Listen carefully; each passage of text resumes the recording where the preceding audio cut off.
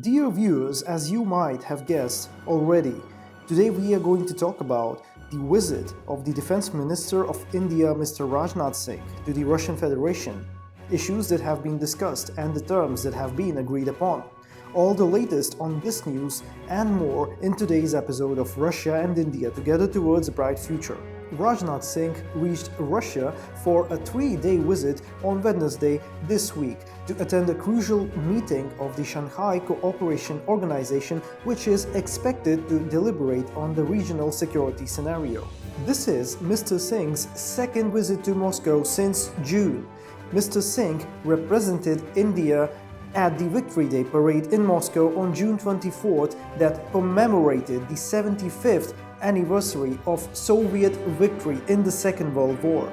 Of course, the biggest priority for Mr. Singh during this visit to Russia is to hold talks with his Russian counterpart, the Defense Minister of the Russian Federation, Mr. Sergei Shoigu. This is exactly what happened today on Friday. And as we will see, this visit hasn't been in vain. Considering the recent developments, what were some of the prime subjects discussed between Mr. Singh and respected Mr. Sergei Shoigu? As we get to know from the article in India Today, linked in the description to this video, the two sides, according to an official statement, spoke about the Indra naval exercises of the Malacca Straits and emphasized the common interests of both countries in maritime security in the Indian Ocean region. According to the same source, Rajnath Singh also discussed the situation at line of actual control with his Russian counterpart, Mr. Sergei Shoigu.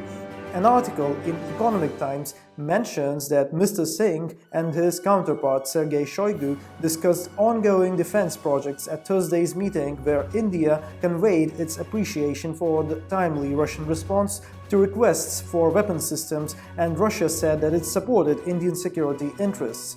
Most importantly, as we get to know from the article in Economic Times, India's time-tested partner Russia has also assured it that it will follow a policy of no arms supply to Pakistan following India's request.